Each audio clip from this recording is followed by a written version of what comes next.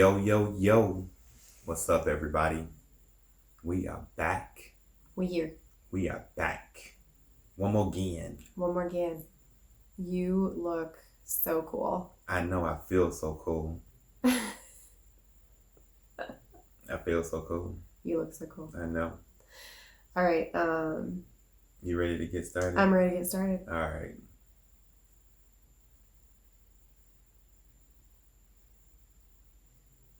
Hey, everybody. Welcome back to another episode of Success in Black and White. The podcast. We are back in the house one more again. Coming at you live one more again. You're looking very cool. I feel very cool.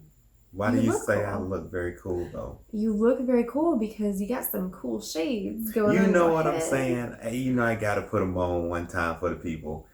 If you're watching on YouTube, like we always say, you get a chance to see this. If you're not watching on YouTube, go and tune in and check it out and see what she's talking about. I got on my shades tonight. These are my self-awareness glasses. I had to put them on for this episode because we are talking about self-awareness. Self-awareness. Yeah, so I'm feeling very aware right now because I got my self-awareness glasses on. Rocking them throughout the whole episode. Are you aware of yourself? I am right now, and I'm feeling good about it, too. Are you aware of how cool you look? I am, and I'm feeling really good about it, too. You look good. I'm over here doing the thing. I wear my sunglasses at night. You already know, and I'm aware of it, too. Cool. Okay. Yeah. Well, so you and your Self-awareness glasses. Okay. Yeah. So you and your self-awareness glasses Yeah. are just super cool tonight. So Doing the thing. yes, your glasses and you are gonna give us some tips, right? Yeah, tell them what my shirt says. What's your shirt say? I didn't even see this.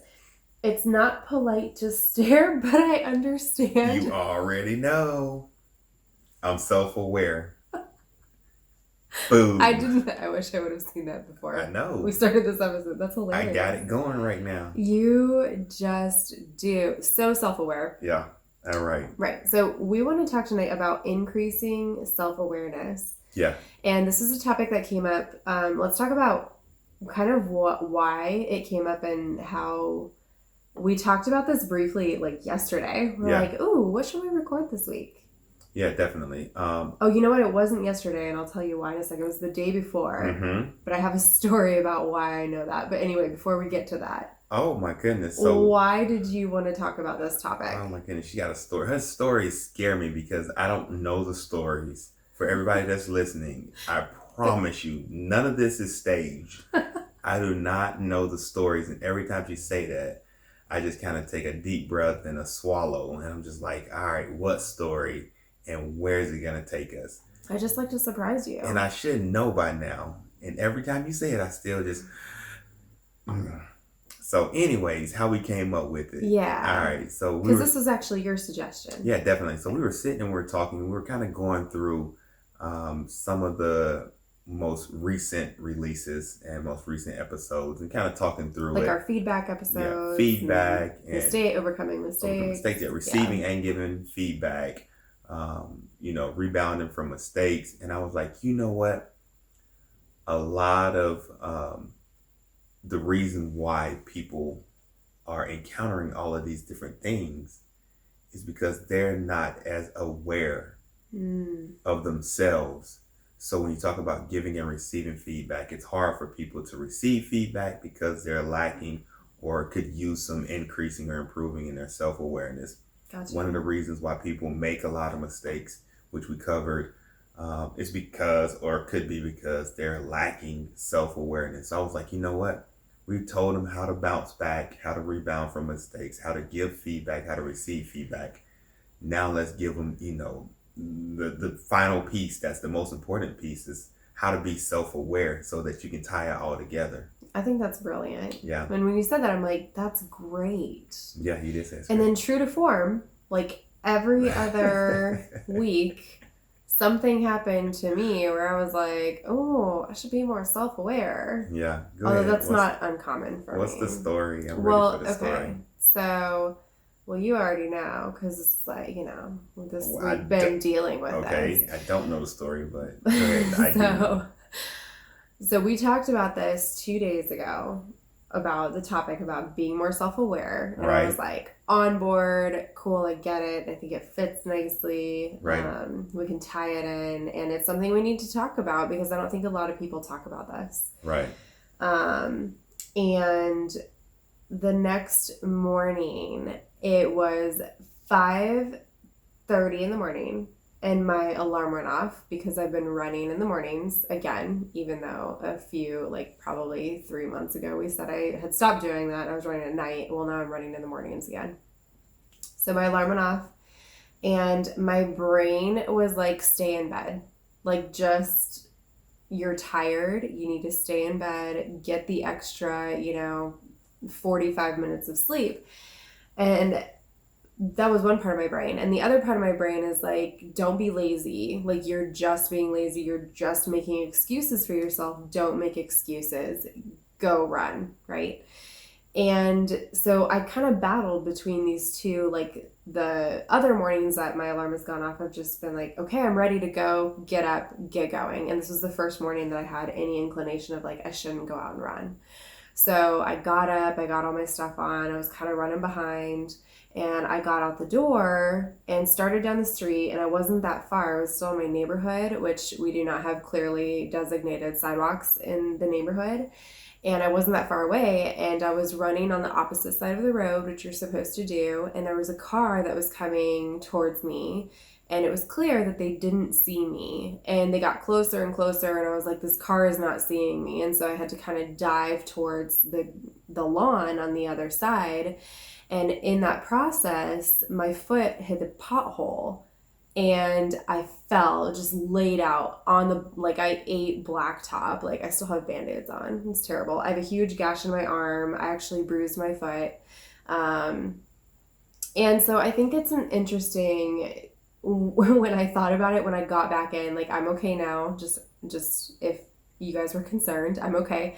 But I think it was interesting because I got back in, and Daryl's like, how was your run? And I was like, it was terrible. Like, I didn't even get very far. I almost got ran over, and I had to dive, and now I'm injured. And the more I kept thinking about it all day, I'm like, this has a lot to do with me ignoring my intuition in the name of don't make excuses. And because of that, I ignored my intuition, and it was just a lack of self-awareness. And so the more I thought about that, the more we were able to come up with the tips that we're going to leave you guys with tonight about being self-aware. Yeah, that story doesn't set well in my stomach, only because my lady was out there and she almost got ran over, and it was nothing I could do. So I don't know if y'all saw my face the whole time she was telling the story if you're watching the YouTube, but I was not amused by that story, only because it definitely is scary. Yeah. And we know people that we're very close to, who have had, not so well outcomes from similar situations. And for me, that's terrifying. And I try to be supportive of what she wants to do, and her going out and running. And I try not to, express how I feel about it, because I don't want her to think that, I'm trying to keep her from doing the things that she needs to do to take care of herself. But at the same time, she's going to start hearing me a little bit more about some of these things. Yeah. And getting up and running at night, or running in the morning, it's nighttime outside, and running. To me, I really don't like that anyways, especially in our neighborhood, because we don't have the designated sidewalks for that. And also, I see how the people drive up and down the streets in our neighborhood. Even though the speed limit sign says one thing, people totally disregard that. So, yeah. For me, I'm just kind of like, ugh. Yeah. And yeah, there's an element of, obviously not trying to control, but I will tell you guys, I think this is so important, and I think it's important to self-assess your self-awareness, because ever since I met Daryl, like, we're almost like two opposite people, and the more that I learn about him, the more I understand probably some of the reasonings behind why he's so much more self-aware than I am. And growing up, I think that from a systematic standpoint, you could say I was sheltered just because of my circumstances and my environment. That's not to say that my parents sheltered me, because y'all, they made us work hard. They made their kids work hard. They kind of introduced us to certain things. Like, they sent me off to an entirely different part of the country when I was like 14 to do service projects by myself. And so I don't want to say that my parents sheltered me, but I think my circumstances and my environment was very sheltering. And so I grew up with this kind of Pollyanna-ish, like, optimistic, everybody is good, and kind of this, I don't want to say lack of self-awareness, but I never had to listen to my intuition, because I've never been in situations that required me to really truly hone my intuition and listen to it. And then I met Daryl. And there was so much, even when we met, and some of the things that, like, I remember very clearly, one of your critiques of me was that I was very trusting of people, and Yep. that I was like, well, yeah, like, overall, I think people are good. And that was my world frame point of view. And for you, you're like, overall, I don't trust people at all. And that's the approach that I come, and just kind of understanding our backgrounds and our environments, we're two very different people with this. So it was interesting to come up with our list of tips that we're going to share. I definitely agree. And for me, I am very self-aware. I'm aware of my environment. I'm very strategic in the way that I do things. And even in rooms in church, wherever we go, like where I sit, if anybody asks you, I'm very consistent. And there is a reason why I do the things that I do. Right. And people, they laugh at me about it. But at the same time, I'm like, if it pops off or something goes down, or if I need to make sure that I'm in a position to take care of myself or my family, I've thought it through, and all I need to do is react. And that's why I'm always aware of my surroundings. I'm aware of myself. I'm aware of my emotions. I'm aware of everything, because you never know when you're going to have to respond to a certain situation or circumstances. Mm-hmm. And I know I said church. Yeah, I sit in a certain seat, a certain place, a certain location, because it falls in line with where I like to, sit in other settings. So, and that's just based on situations, circumstances that I've been in, how I was raised, environments, and some of my experiences. And that just has stuck with me, and that's just kind of how I am.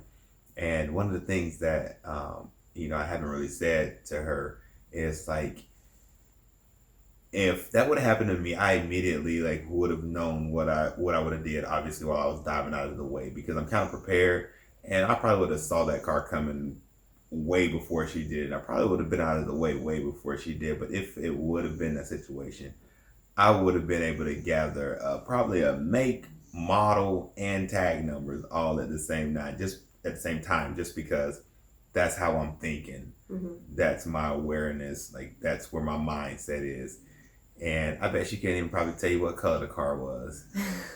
It was tan. Oh, it was tan. Okay, we got a color. What make? I don't know. I don't know. Tag number? I don't know. Oh my goodness, because I was going to have you call them out right here on the podcast. Yeah. And we would have had all our people posting it for us. Yeah. See if we can catch these people. But anyways. Well, something that also, I don't know, this is kind of eye-opening for me, and the fact that we declared what we were going to talk about this week, and then something very personal and very scary happened to me. Yeah.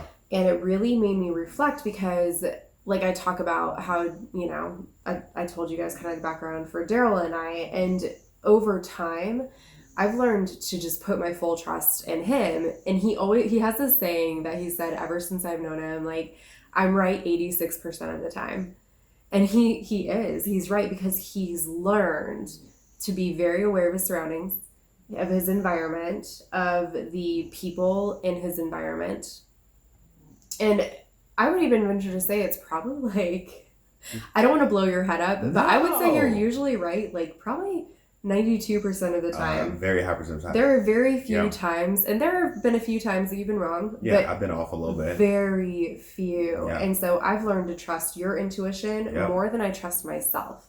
Yep. And as I was thinking about that, like, you're not always going to be right with me. Right. You know, we're together a lot, but you're not always right there. And so as I started thinking through this episode, I was like, it's going to be super important for me to really take these too, because I've got to learn how to trust myself and my intuition and myself, like, just be more self-aware. Right.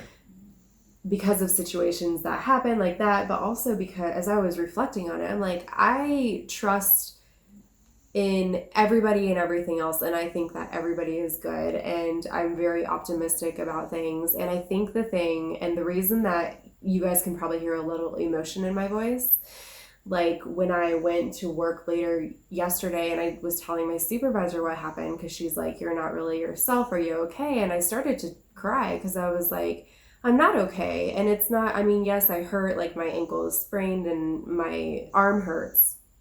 But the reason that I'm not okay right now is because these people saw what happened, and I know because they slowed down, and then they sped back up and they left. And they didn't roll down the window. Like, all they had to do was roll down the window and be like, are you okay? Okay. And I would have been like, yes, like, I'm a little bit hurt, but I'm okay. Thank you for checking. Didn't do anything, just slowed down and then sped back up. And I was still laid out flat on the ground. You know, and so that was upsetting to me because it made me, I told her, I said, it made me kind of lose faith in humanity today. And Daryl's just nodding like, yes. I mean, I think he probably takes, I don't want to speak for you, but you probably take that approach with almost everything, as you just think like, I don't assume that anybody is ever going to step up and help me out. Nope. And for me, my natural assumption is like, people are good and somebody would step up and help me. And I realized yesterday that that's not the case. Yep. That is an accurate assessment right there. Accurate. And you said you didn't want to speak for me, but what you spoke was 100% truth for me. And I am the way that I am for those particular reasons. And like I said, I probably wouldn't have even been in a position to even have to dodge that car if it was coming at me like that. Probably true. And to be honest, if a car was coming at me like that, I'm pretty sure that car probably would have got hit in the windshield or something with a rock or something, because I would have saw it coming far enough and I would have let it know that, hey, somebody was here. Yeah.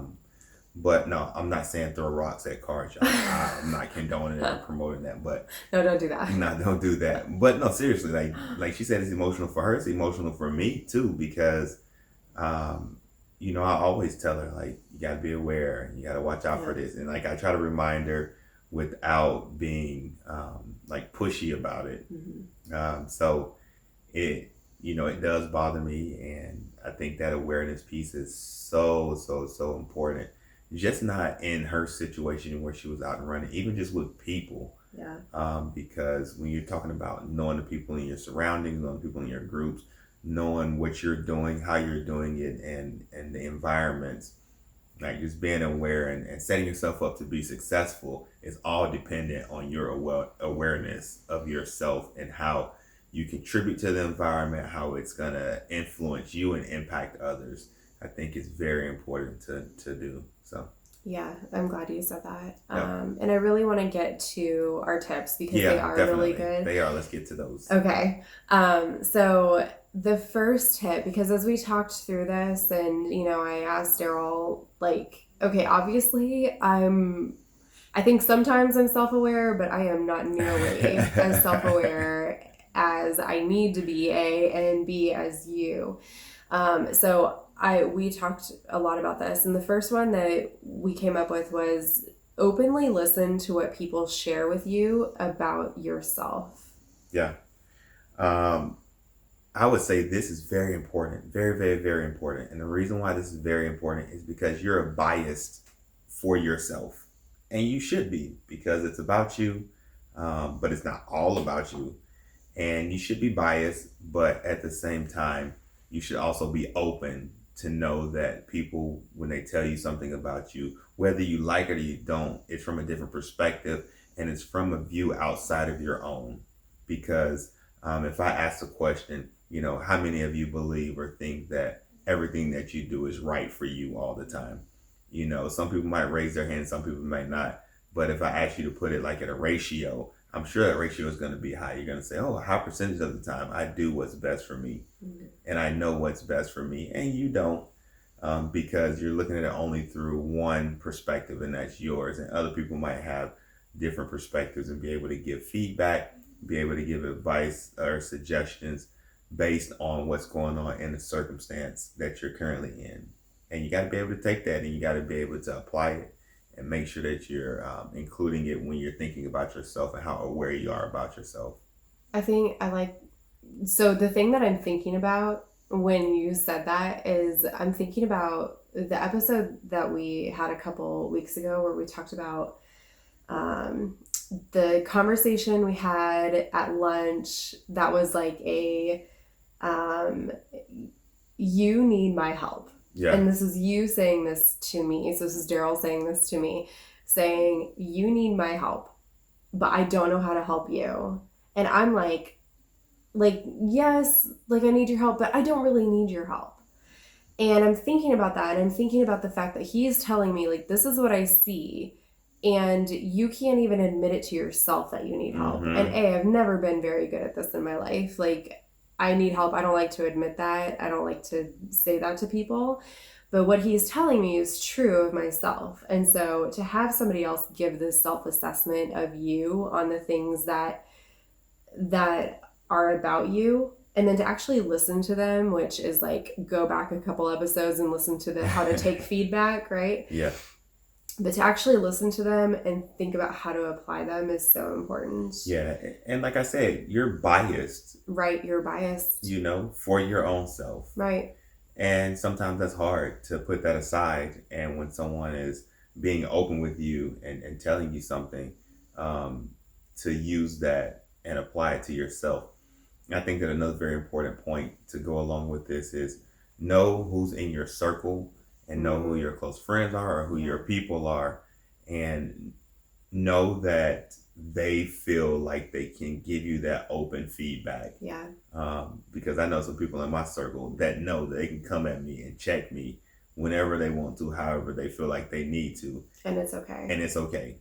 So, but you need to know who those people are, because I hear through like TV shows and different things about some famous people who have like just yes people in their circles, and they want people like that. I'm not going to I was finna say, like, I heard most recently, like, R. Kelly, like, all of his people in his circle were just all yes people and told him what he wanted to hear and said what they thought he wanted to hear. And you don't need a bunch of yes people in your circle. You need some people that's going to tell you straight up and that's going to help you be able to identify things about yourself. That's an ego thing. That is. I didn't mean to interrupt you, but that's an ego thing. Yeah. And I don't know if that's true about R. Kelly. That was just what I heard on TV and on the radio and all that stuff. And that was the example that I gave. So, but isn't that typical of human behavior? And I feel like this does tie a lot back to the how to take feedback episode. But I just think it's important to really understand what that person, like you said, you have to understand who's in your circle and if they really do have your best interest at heart. Yeah, definitely. But I think about the people that I let give me feedback and that I actually listen to. Like, anybody can give me feedback. Whether I listen to you or not is like most people, honestly, I'm probably not going to listen to. But like Daryl is one person that I will listen to if he gives me feedback, and we'll take seriously, and we'll listen and like try to understand so that I can self-assess for me. Yeah. And then I'm also thinking about just at work, because I think it can be really difficult for people at work, right? When you talk about understanding like self-awareness at work, that's hard. Very. Because you're getting paid to do a job, and usually with that, no matter what job it is, comes a level of expertise that you're expected to have or that people expect you to have. Right. And so then if somebody is telling you something about yourself or sharing something about you with you that you don't agree with, because of your bias, like you said, about yourself, that's a hard pill to swallow. Definitely is. Right? But it should make you more self-aware. That's right. It should make you more self-aware so that future instances you won't either behave or perform the same way, that they openly express to you about, and you're improving. Yeah.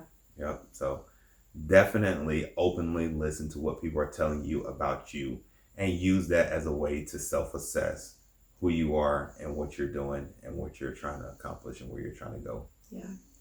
The next tip is to identify your triggers. What do you mean by this? Oh my goodness. Like literally what it is. And most of the times there's a connotation with the term triggers, and most people associate it to just negative. It's both negative and positive triggers. So the things that either, get you excited, the things that get you inspired, that motivate you, that get you fired up, that get you pumped up. Also those things that get you pissed off, that get you mad, that get you upset, that get you frustrated. Knowing what those things are and using those as a way to self assess when you're in different situations. And one thing is that a lot of people know these triggers, but they're in denial about them. So, what I mean by that is they're like, oh no, well, I know I can be like this sometimes, but no, that just wasn't me just then. I wasn't like that. Or, I don't know what you're talking about. Like, I know I got a little feistiness, but no, I'm pretty cool most of the time. And it's like, you better get out of this denial and own up to it and be more self aware and know what's setting you off, or even on the flip side of what's inspiring you, what's motivating you. You're like, nah, I don't need you to pump me up. I got this. I'm like, you tripping. You need some inspiration right now. You need some motivation. And I'm going to give it to you. You know what I mean? So Yeah. get out of that denial and know what your triggers are, both, positive and things that tick you off. So that's what I mean by that. So let me ask you, Uh-oh. what are your triggers? Positive or what? Which way you want to go on the scale? Hey, give it to me. Oh my goodness. So I can tell you one thing that ticks me off is if you're gonna give me feedback, or if you're doing what we talked about in the first one, like you're openly expressing something about me, and then when I try to ask questions or get more clarity or more information, you shut down because you think I'm challenging what you said when all I'm doing is asking for clarity. That's a trigger for me. I'm just gonna like literally just shut it down. You're gonna probably get some eye rolls, or you're gonna just probably get me tuned out. That's a trigger. On the positive side, the motivating, the firing up, I'm a very competitive natured person. So for me to get fired up, if you show me that you're supporting me and then you also challenge me in the process, that's gonna trigger me to like bring it. You're like, I got you, but I need a little bit more. I need some energy out of you. I need you to get up there. I need you to bring the fire, bring the pain. You're gonna get it from me because I know I got the support one, but also you're giving me that little nudge and that little push. And internally, that competitive nature is gonna get me going and kind of get me pumped up. So those are just two of the triggers. One, if you're giving me feedback, and then if I'm asking for clarity and you're taking offense to me asking for clarity, or you think I'm just supposed to sit there and listen, and then that's the end of the conversation. That's a trigger for me to just be like, all right, wait a minute. How you gonna come at me like that and then don't give me no clarity about this? And then I'm just gonna shut down, or I'm gonna let you have some words myself. And then on the other side, like if you show me support but also a little push, you're gonna bring the beast out. Okay. You're gonna bring the beast out. Good. Yeah, so those are just two. I mean, I got a lot of different triggers. I got a lot. And you're very self-aware, so you know all I'm very of them. self-aware. Yeah, I got one that I'll tell you, one that you do that agitates me sometimes. Oh, here we go. Listen, here's a Grab trigger. your glass of wine, people. Here we go. No, I'm about to talk to you right now. So here's a trigger for me. So if and we just had this conversation not long ago. So if you asked me to do something and you give me the directions and you give me the objective, and I'm believing that you're trusting me to do it, and then you go in front of me and do it anyways. Yeah. you know what that trigger is. You know what the response to that is. Yeah. But I'm like, if you're gonna ask me to do something, you trust me to do it, let me do it. Yeah. Don't be like, oh man, he didn't get it quick enough, or you didn't give me the full synopsis where you're like, well, I wanted it done by this certain time, and you just go do it. Or if you give me something to do and you trust me to do it, and I'm like, all right, cool, this is me, and then you just go do it anyways. For instance, she gave me a task, right? One of the house tasks, and I'm cool with it. She's like, hey, you can feed Lainey in the mornings. That'll definitely help me out. I'm like, all right, cool. To this very day, every morning, I still have to ask her, did you feed Lainey? Because she just does her own thing. And some morning she might go in there and feed Lainey. And then Lainey's getting two scoops. And then some morning she's not. And then she's like, you need to feed Lainey because we got to go. Hurry up, go feed Lainey. I'm like, well, did you feed her? She's like, no. Okay, anyways. I realize how unfair that is. So good, yeah. So those are some triggers. But that's what I mean by know your triggers. Know what take care of somebody telling you something and the trigger is them being too close in your face. Mm-hmm. You know what I mean? It's like everything. If they too loud, if they in your ear, if they bump you wrong, like know all the triggers.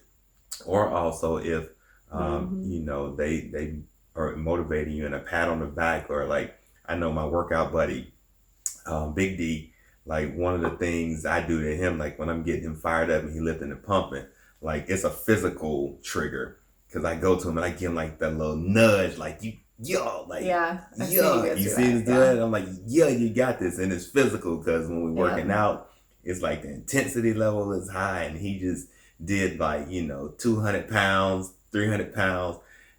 He listened to us, so I didn't want to say 200 pounds. If he did like 300 pounds and he got off of it and he fired up and I go over there and give him a little nudge, I'm like, yeah, you got this. Yeah, that's what's up. Like that's a trigger for him. I know that get him fired up. And then the next set, he putting on 325. And then I'm like, God, I ain't mean to trigger that because I ain't gonna be able to do nothing with that.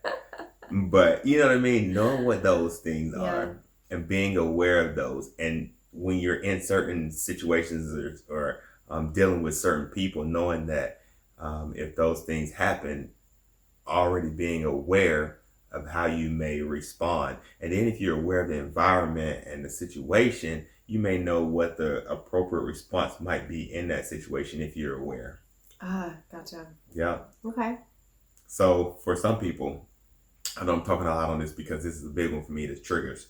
So for some people, for instance, if I use the example that you gave me, like if somebody did that to me and it was in the work environment, if we were at home to you, I know I would probably say something or be like, what do you want me to do? Okay, whatever.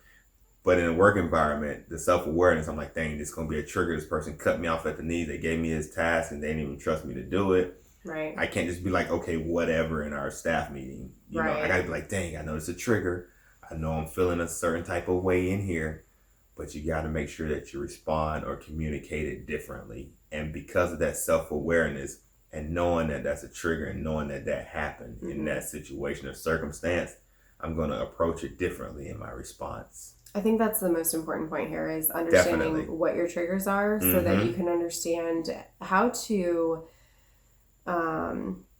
control them almost in situations that you need to control them in. There are sometimes, like you said, with positive triggers that you don't need to control them, you need to use them.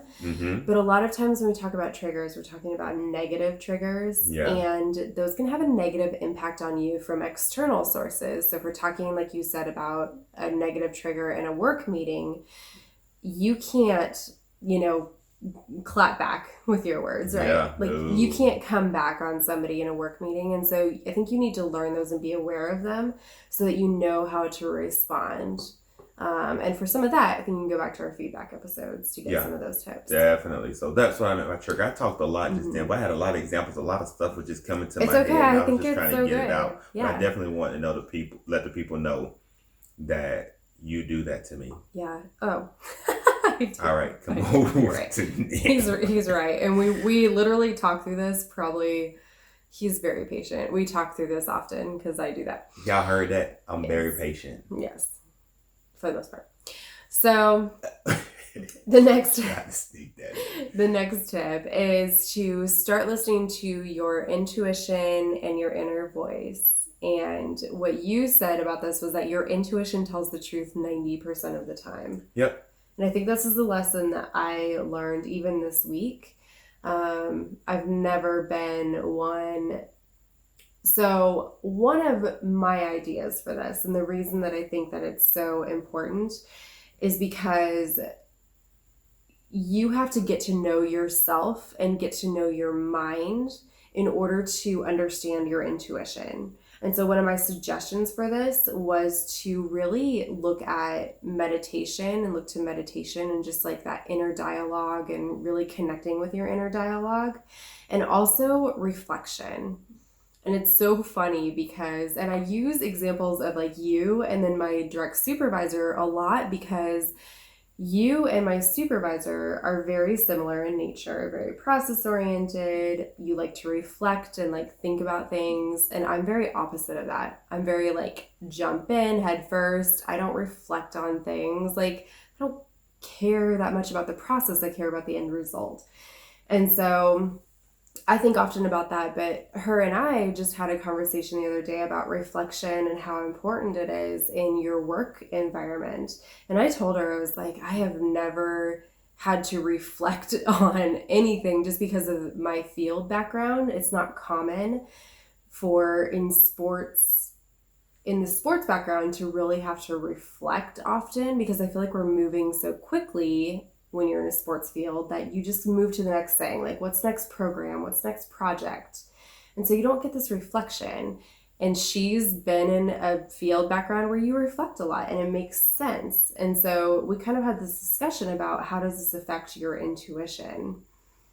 So for you, you do come from a sports background, but you do reflect often. But I don't know, I just want to be clear, like, is my perception of the fact that the people who work in a sports and recreation field don't do this super often. Like, you're usually on the go and you're not reflecting back that often. Is that accurate? Or is that my perception and wrong? No, it's kind of accurate. So, nothing against.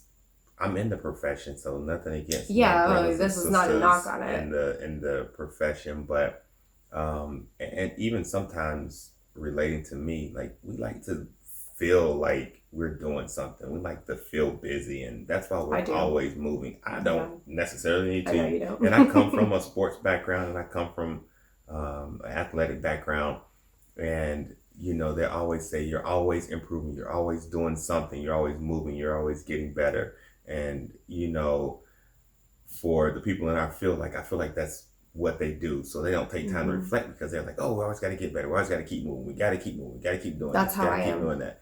And for me, I'm like, if we slow down and we take a minute and reflect on what worked, what didn't work, what was our process, maybe we don't have to move all the time. Maybe we take a step back, reflect, and then when we make this next movement, it's actually worth something. Agree. You know what I mean? But I feel like a lot of people, they feel like they have to prove their worth. They have to prove that they're doing something. They have to be moving. Right. And I definitely don't want to stereotype like, oh, it's just a sports background. I think it happens in a lot in a of lot fields. of different fields, yeah. And I think it happens in just work in general, like in this age and era, because we're so used to, like, you need to be productive, you need to be busy just doing something, right? Yeah. And so I think that that is where this comes in.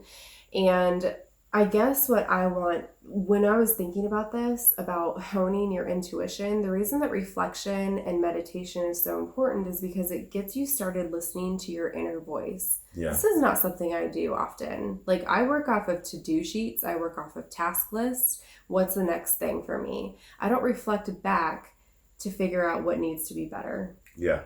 Because I'm so self-aware, and we talk about this, like, I don't operate well off of that because I've already kind of thought about it and I'm aware of what's going on. So I can kind of see what's ahead of me. Like, that's part of that awareness piece. Like, you can see what's ahead of you and you can know what you're stepping into. And that's why when you said, and I say often, like, I'm right a high percentage of the time, it's because I'm very aware, I'm very process oriented, and predicting the next thing or what's out in front of me is easy for me. And that's with people too. And I know that people at work hear me say it a lot, and you can ask anybody, and they're probably like, he says it a lot, but it is true. Mm-hmm. And that's because I'm aware of myself, I'm aware of the environment, I'm aware of what's going on, and my processes help me to be able to predict what's out in front of me. So I usually tell people, I'm like, if I say it once, you can believe it probably like 70% of the time. If I say it twice, there's an 86% chance that it's going to be right. Yeah. And I'm like, if you hear it come out of my mouth and I'm saying it, that means I'm aware, my process, my system is in place, it's working for me, and I can see what's out in front of me. And, you know, some people, they look at me and they laugh about it, and then they're like, dang, he's right again. And then I'm just like, you know, that's just the way that it is, just my level of awareness and the way that I operate. So how has reflection helped you? Because I know you reflect and you talk about it often, actually. Yep. So how has reflection helped you in your relationships, in your work life, and kind of building your intuition and your self-awareness? Definitely. So when you're talking about, are we talking about our relationship? Sure, yeah. All right, cool. I didn't know where you were going to say relationships. I know, I kind of threw it all in there. I was like, I don't have relationships. I got a relationship with you, but then I do have. Yeah, I mean, you have relationships with people. I know with people, but I thought you was talking about us. Oh, us, we can, yeah. I'm like, nah, we not swinging over here. No, not like that. No external relationships. Anyways, y'all ignore me. I'm on one tonight. I'm just like rambling. I know. Y'all forgive me. I don't know. My mind is just all over the place. You're talking about awareness, and like I'm trying to hone in on awareness, but at the same time, when you talk about it, my mind just starts to be like, poof. Well, there's so many different components, you know. Yeah. So, anyway, back to what we were talking about. We are not swingers, so in our relationship. Yes. How do you use reflection? So, for instance, when we talk about, you know, everything, giving feedback and you know, being aware of the different things about us, and me being aware of what your triggers are and different things, our experiences, our conversations, like I sit and I think and I reflect and I'm like, all right, what did we take away from that? Or what can I take away from this that not will help me prepare for it happening again, but how it will help me prevent whatever occurred from happening again. So when I'm reflecting to make sure that I'm doing my best to prevent, not reflecting to plan for how I'm going to respond to it happening the next time. So that's how my reflection worked in our relationship. So like when I reflect about conversations that we have or challenges, it's so that it can help me put myself in a position to, one, not repeat the same thing. And I'm not thinking about it as, all right, let me reflect. How did I respond to this? How did I bounce back so that if it happens again, I'll know the right thing to do or to say?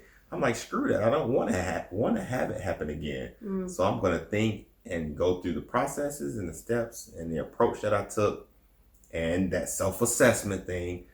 Like, what did I do? What was my doings? What were my thoughts? What were my feelings? What were my emotions? And how can I make sure I channel those differently for a different outcome so that I won't have to respond to whatever happened or the situation that took place. So that's how I use it for our relationship. That's good. And I think that's good overall advice for just honing your intuition anyway, because you can use that at work, in work relationships. You can use that in family relationships. Yeah. I do think it's important, and I've never been one for like meditation or reflection really, but I'm starting to see now more and more how important it is and how important it is to build that intuition piece. Yeah, so I think that's one of the like very important pieces is that intuition and taking that time to reflect. Yeah. There's one more, and I know we're trying to stay within a time frame, but I think this one is super important too. Come on, let's do it. Okay, so the last one is to let your actions be indicators of your self-awareness.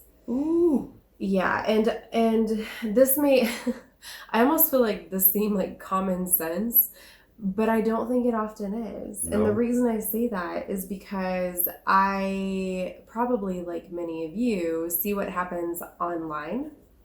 Ooh, yes. Ooh, And go ahead. I got something good to say. Ooh, okay. But you go ahead though. Oh, okay. Don't lose your thought. Oh no, I won't lose it.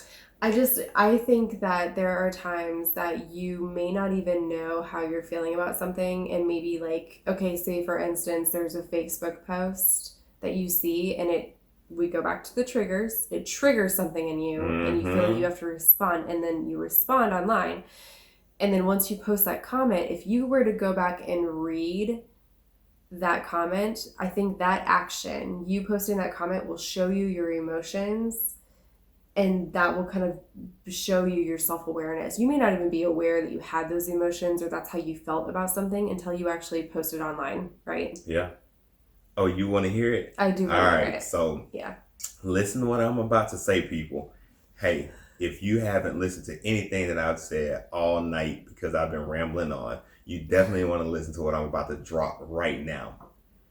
You paint your own picture. All right? Okay. Check this. And you can be like literal about this. You paint your own picture. Why don't you stop and take a second to review and evaluate the picture that you painted so that it can help you as you move forward, as opposed to painting your picture, moving on, and trying to paint another picture. Interesting. Yeah, you paint your own pictures and your pictures tell your story. So stop, look at the picture, get your story, let it help you, as opposed to painting the picture and running on to the next thing. We just talked about this. Yeah. About our field. Like, we got to keep moving, Yeah. That's a reflection piece. Stop, look at what you painted, and it'll tell you everything you need to know. Reflect on that picture and get the message from it. I think that's a great analogy. And when we talk about how you're feeling in the moment, so, and if you're not self-aware, again, this is kind of one of those tips to become more self-aware. And so if you're not aware of what you may be feeling, I think it's a good thing to kind of go back again, like we said, into that reflection piece, like you're saying, and look back on your actions. And it may not, I use the example of like online and what you may, that's a great example, but that's reply to, that's part of painting your picture. That's painting your picture, telling your story. Right. What you type online is reflective, and you go back. Absolutely. I do that sometimes, like I go and I'm like, oh, I know what I was feeling on this day. Yeah, I'm like, dang, true. I knew what I was thinking on this day. I think it can really tell the story of what you were feeling. And I think that, so this is another one, but how you treat people. Oh, goodness, yes. And I think that people are not always aware of how they're treating people. And then if they become aware, there's always some, like, if it's negative, there's a defense, like, well, I'm having a bad day, and so I'm justified to treat somebody like this. And it's not true. Like, you need to be aware of yourself and your own emotions, because it's not somebody else's fault, right? Oh, yes. This is hard because when you talk about a relationship, like we have a very close, intimate, romantic relationship, and many of you have these, and your significant other, like, you might wake up on the wrong side of the bed and it is totally your fault and it is totally up to you, but then you might take it out on somebody else because you're not self-aware enough to understand what you're feeling and not take it out on somebody else, right? Amen. Amen. Amen. That happens. Preach, sister. Yes. I'm obviously preaching to myself right now. If you're watching this on YouTube, I'm like finger pointing all the place. But yes. So that was good. Yeah. I mean, I think it's important because you could walk into the workplace, right? And you could just be having a really bad morning yesterday. And this is interesting. And again, I go back to, and you and my supervisor are very similar, but I go back to this example because yesterday after I dove off the road, I was in pain. I was still really upset about this, the entire interaction. And I was at work in a meeting, literally started off my day in a meeting. And I was trying to be self-aware and like bring my game face to this meeting, right? And I was not succeeding. And afterwards, she was like, "Are you okay?" And I'm like, "No, I'm not." She's like, "I can tell," and I didn't know what the issue was. Is it work related? Do we need to talk through something? What's wrong? And I'm like, I was really trying to hide it. Yeah. I really was. I really didn't even want anybody to know. And she was like, no, I could tell. And so understand yourself, like think back to the way you're treating people, or think back to what you may be wearing on your face if you're very expressive like I That's something to am. be self-aware of, your facial expressions. Because Yes. mine say a lot sometimes. And sometimes it's on purpose. But you're very good at controlling that. I Right. am. So I'm like, anytime I see your facial expressions change, it's like usually on purpose. It's on purpose. I want you to know this. And I say this because I don't think this. I think there's more grace at home because we're comfortable with each other, and so you let your face go sometimes. Yes, but I say this from working with you when we did work in the same space and we would go to staff meetings together. Anytime I saw your face change in a staff meeting, I'm like, that is on purpose. Yep. Anytime my face changed in a staff meeting, it wasn't always on purpose. And sometimes I didn't want it to change, but I just don't have this element of control that you have. I do. And I'm very aware of my emotions and the environment and what's going on. We talk about my emotional intelligence. One of the first steps or phases in that is self-awareness. And that's just something that I'm blessed. I don't want to say it's a skill set, but it's something that over a long period of time I've had a chance to work on, and I'm just very self-aware. And when I want to change the face, I will. And I want people to see the face, they will see it. Yeah. Yep. So yeah. So anyway, all of that to say is just to really explore those actions and how they could be contributing. Like that's really self-awareness. Yep. So let's recap, because we are definitely over the time that we said we wanted to hit. But I want to recap these. Hold on, baby. You're going to recap. Yeah. That's partially my fault. I'm very self-aware right now that I was rambling tonight. It's the shades. I know. They're I got like the self-awareness shades on. They're energy. bringing it, right? And I know that. And I'm not about to do it right now, but I just want to make y'all aware that I am self-aware that I was rambling tonight. So, I will take responsibility for a little bit of it. A little bit over this. Okay. So I do want to recap what we talked about though, especially the tips. The first tip, openly listen to what people share with you about yourself and really take that in. And again, to kind of do that, maybe go back a couple episodes and listen to the How to Take Feedback Like a Champ episode. The second one is to identify and understand your triggers and how those may be impacting your emotions, your attitudes, your behaviors in front of other people, or even just to yourself. Start honing and listening to your intuition and inner voice. And if you're having trouble with honing your inner voice or listening to your intuition, start doing some practices that will get you there, like meditation or really practicing intentional reflection. And then let your actions be indicators of your self-awareness. So understanding how you're treating people, understanding what you're putting out on social media, and that's actually a reflection of how you feel. Understand, what your actions are doing and how that's contributing to your self-awareness. So those are our tips. Yep. And I think that's our episode. That is it. Yeah. We are done and we are out. Yes, us and the shades. Until the next time, people. Bye. Peace.